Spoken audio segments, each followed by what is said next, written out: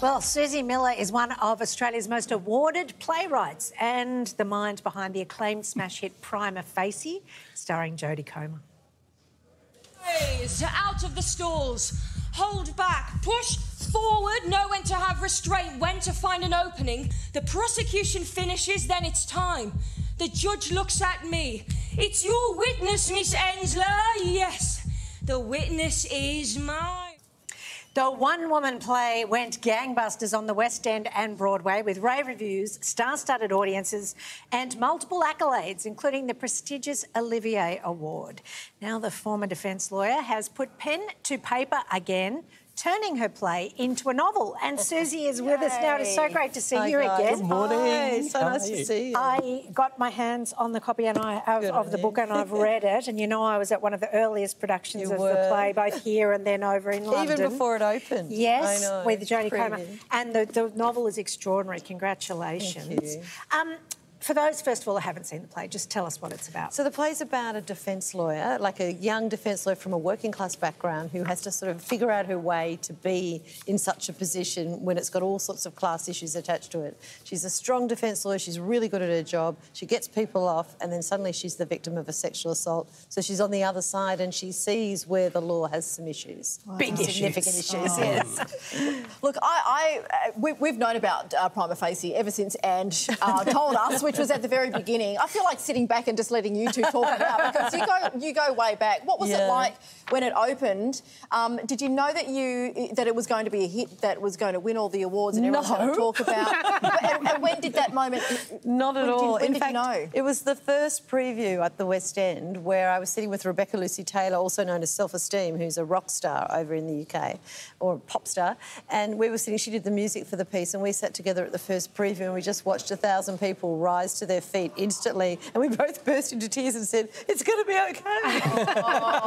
Now, I'm a massive fan of Jodie Comer. I love Killing Eve. That series is brilliant. She's brilliant. Were you instrumental in casting her? And is it true that this is the first time she's been on stage? It is. First time on stage, and she won an Olivier and a Tony. Oh, my God. As good as it gets. What a talent. I know. And, you know, she was gutsy and brave. But the thing was, she nearly missed out because the three of us were discussing it. The other two are British. And they said, what about Jodie Comer? And I was like, who's Jodie Comer? You know, like, I knew Killing Eve. They said, oh, she did Killing Eve. And I went, oh, she's amazing. But no, not her. And they went, oh, OK. So then we went through some other names. And then one of them bravely, in that British way, said, just out of interest, why not Jodie Comer? And I said, well, why would we cast a Russian actress? And they were like, oh, my God, she's not Russian. She's from Liverpool. So she was perfect. Because she's that good at her craft. Yeah. Usually books are adapted for plays, but you've done it the other way around to write the book. Yes. So what was the process there? Was it... It was a dream process, actually, because I'd written so much of the story before I wrote the play so that I could actually draw out the bits for the play. But there were some fantastic scenes that everyone loved in the play, but the play was then running too long. So we had to take out bits of backstory that I felt were really important for people to know about the character.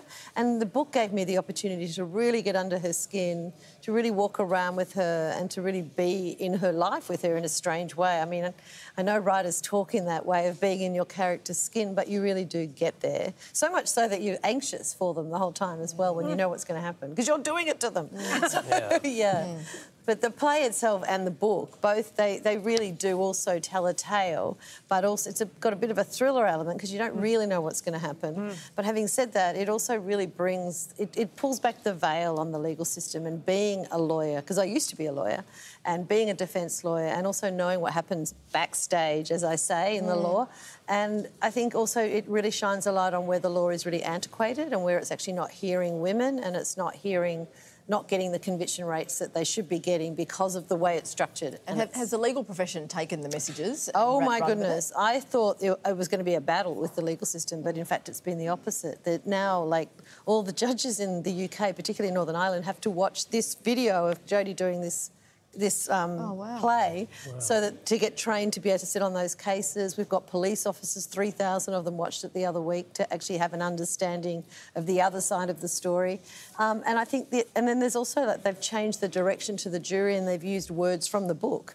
So it's kind of amazing that you can have that sort of impact. You never think you will, but when you do, it's sort of like it's beyond you. It actually, because other people with their great brains have listened or watched the play and read the book and said, actually, there needs to be change and I have the power to do that, so I might do that. So, I mean, to me, art really does affect change in the world, whether it's even just taking your child to see something and they go, oh, I never thought of it that way before, or whether it's like a judge goes to see your work and says, I'm going to change the law as a consequence. I mean, whatever happens, art does have that power, and I think it's about really remembering that just generally. Yeah, we had Brian Brown in earlier. He was saying exactly the same thing. Was he really? Exactly the same Brian and I, we go way back too. Yeah, yeah. Because you were a lawyer before and you found you couldn't change it from being in the law. I felt like I was putting my finger in the leaks in court every time I did a case, going, well, I got that person, you know, out of jail for a little bit of time and they need some help. But then when I had my first play went on at the Opera House here and I had an avalanche of people saying, I never knew it was like that in King's Cross. I didn't know homeless kids went through that. Yeah. And I thought, actually, I think maybe writing might be the way to do it, as opposed to, like, going to court every day and doing these cases and getting very stressed. And it's when... You are also an inspo for any young person out there who wants to write. Do you know what? If you write because you really need to, want to, have that passion to write, just keep going and don't sit down when the music stops. That's my advice. Just keep on believing in yourself and reinvesting in yourself and getting feedback from the people you admire. What was it like getting that Olivier Award? Can we just see the photo of you? It's the highest accolade in theatre. And what is that framed on your wall? That picture? I mean, this, no way. This is do you think I like that picture? It's terrifying. Well, here's the video. Here's the video. Here's the video. I have to say I was shaking because I was up against Aaron Sorkin and Peter Morgan, who wrote The Crown. So I thought, oh, there's no way I'm going to win. Wrote The West Wing. Yeah, and all so I thought, well, I'm not going to win that. And so I didn't have a speech ready. I was up there shaking. But that face just pulled out the Aussie in me, I think. Just amazing. And Prime Facie, as well as being a novel, is also now going to be a film. It is, it is. And the film's closer to the novel, so it's kind of interesting how it will pan out in terms of seeing it visually on stage. And Cynthia Erivo will play the lead character. So we're actually adding race to the mix, because at the moment it's class and gender, and then we add race to that, and it's another conversation that I think is worth having. So, and that'll be made...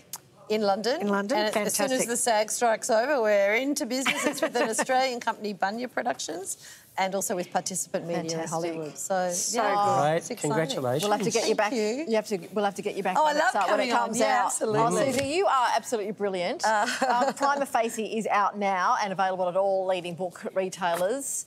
What a wonderful Australian you are. Thank you so much for taking this to the world. Thanks for having me on, guys. It's been wonderful.